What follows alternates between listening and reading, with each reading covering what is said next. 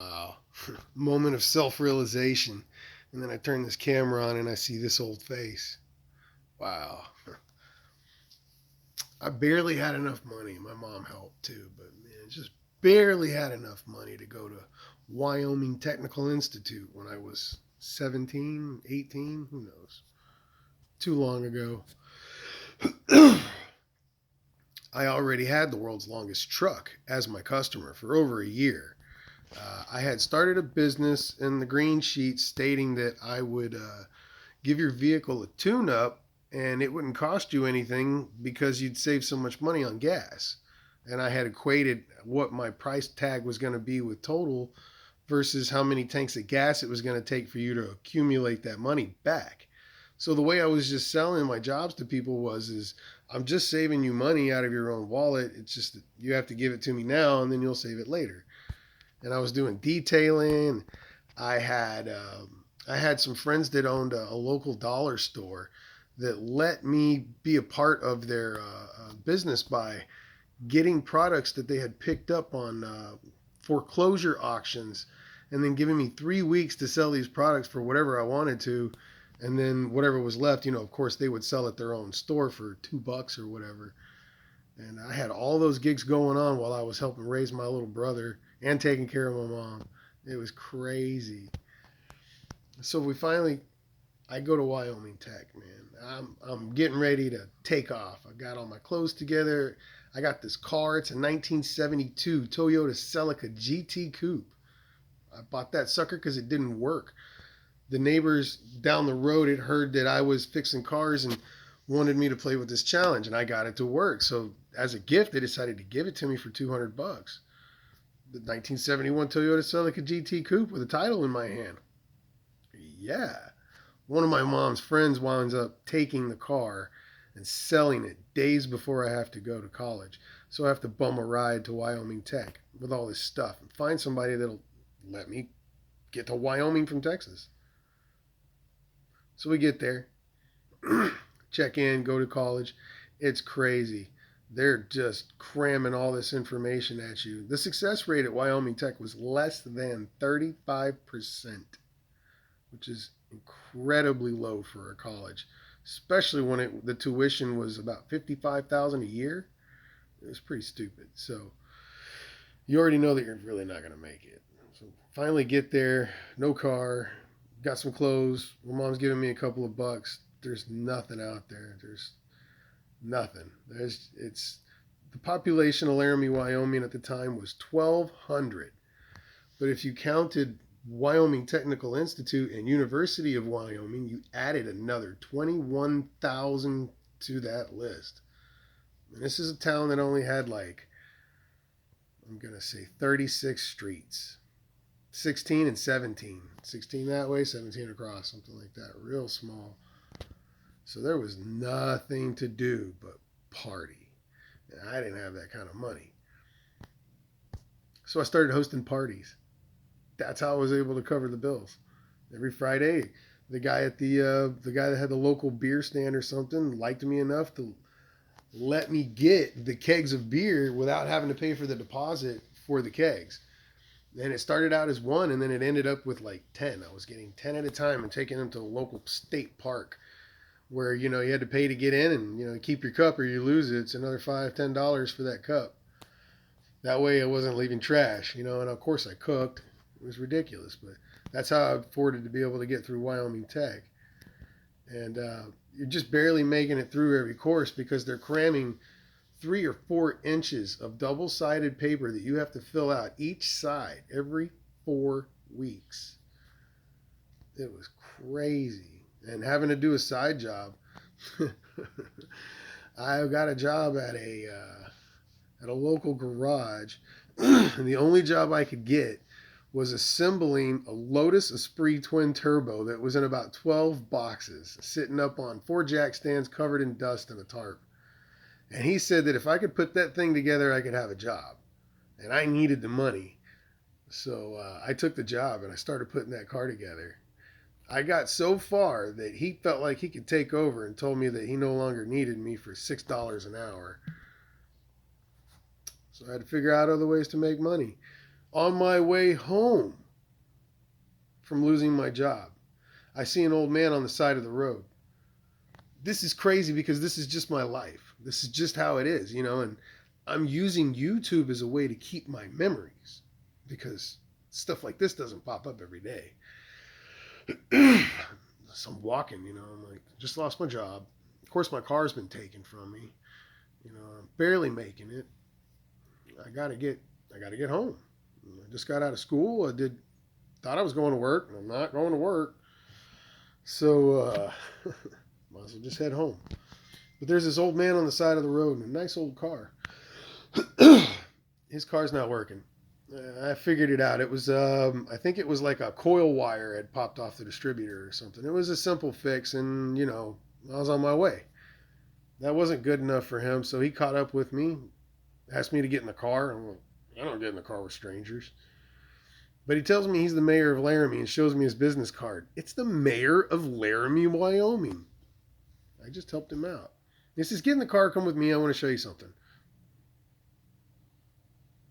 Did I say that I'm from Houston? He says, look, it's nothing weird, it's nothing strange. You're walking, you just helped me with a car. I have a bunch of cars at my house. I'd like to make you a deal. So I ain't got no money. He said, that's fine. You just helped me out when nobody else is going to be around for maybe even a day. I may have died out here. Who knows? So I want to make you a deal. Okay, no problem. So I'm going to pay you for what you just did. Here's $200. Okay, sounds like a sex bribe, but $200 is $200. Jump in the car. We make it to his house. He's got one of those 6-car driveways, 2-car garage, 2-story house. And there is no room for him to park. He has to park on the curb. I'm thinking, okay, well, not a big family. He says, listen, my son was the sheriff here, and he died. So I still have his cars and my wife's cars who died and my truck. So you get to pick whatever you want, take them all for a ride, see what you want. I'll sell them to you for $400, no matter what vehicle you want. As long as you cover the insurance, and that $200 ought to help get you your insurance. Then you can pay me whenever you get paid. What's first? 62 Chevy Impala, hardtop, 2-door, Power Glide with a sunroof that has about 3 bottles worth of silicone caulk on the roof. Running a 280 something, 289 maybe a 289. She was running rough. The suspension was done. The trunk had you could see 3/4 of the ground under it. So it ran. It was a cool Power Glide, 1 gear, 2 gears, pretty cool, man. It's pretty cool. So the next one was like a '56 Ford F1, something like that. I think it was a Muncie 3-speed on the tree. And it had no brakes, no power steering. The seat was coils. Like it was beat. It was beat pretty bad. And then he had, what else did he have?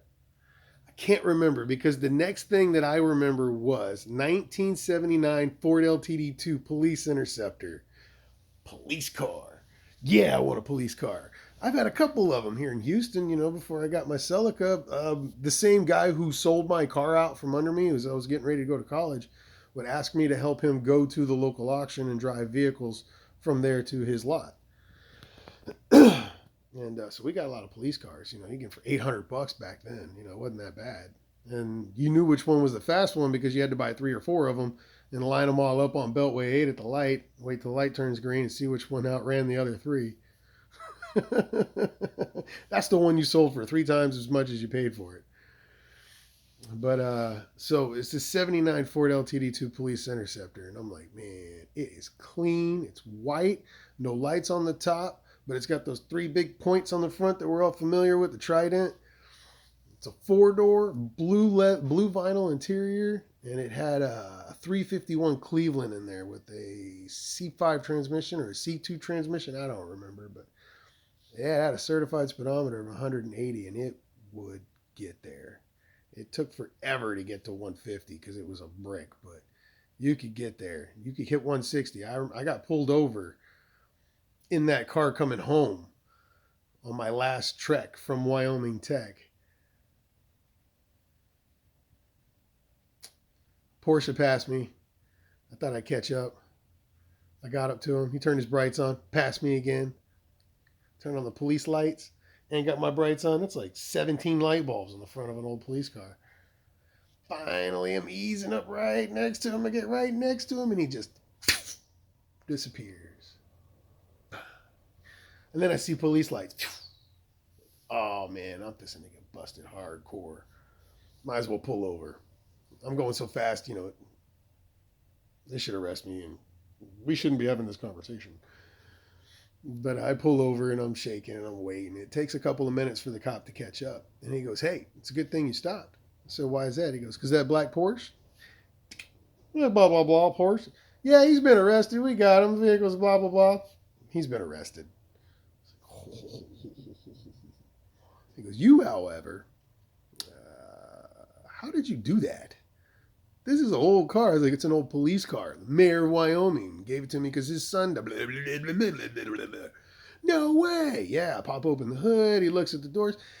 He's got a Fox body Mustang. You remember those things? Those things were stupid fast, retarded fast. He could have caught me if I'd have kept the hammer down. I think that's how his buddy got the other Porsche. So he says, can I take it for a spin? Are you kidding me? Yeah, sure. Why the hell not? He goes, look, I'm not arresting you. I should. Just get in the back seat of my Mustang, and I'll take it for a spin. I'll come right back. And he was gone. He came back, and his eyeballs were this big. And he was like, oh, my God. He's like, my Mustang is fast. I'm going to show you. Get in the front. And he puts me in the front seat and floors it and gets me to 160 miles an hour like that. And he's like, it's not as much fun as it is in your car. That thing's nuts. And I was, thank you, blah, blah, blah. I have to give you a ticket, because I think your insurance is fake. It was. He gave me the ticket. I went home eventually, and then I eventually had to deal with that. That sucked. But that was a really cool story. Either way, Wyoming Technical was a mess. And I had the craziest stuff happen to me. No matter how bad it seemed, not having that much food, I had people that would, and it turned out to be like the dorm manager. He knew I was Indian because I had rescued an Indian one day and brought him back to his tribe. And, I was very happy about it. And all the local Indians were celebrating me for being honest and humble. Well, he would sneak into my dorm room and literally poop in my pillows, pee on my clothes, and destroy my stuff, take my food and throw it out in the street while I was in school. There was nothing I could do. If you miss 3 days or if you're late 3 times, you lose that class. That's how serious it was. So it was either get kicked out of school or let this guy poop in my clothes and pee on my stuff. I had to do it. So I stayed in school. Just let it happen because there was nothing I could do. It was all political. Finally the guy got busted for doing it to other people, but he had a lot of people he was doing this to. And what was the repercussion? He got kicked out of school. That dude should have gotten some serious jail time, but we were all too busy just trying to get through school. No matter how tough it is, man, there's always something really good inside of these stories. So take what you can from my ramblings, but just another crazy moment in my life. That's it. Bye.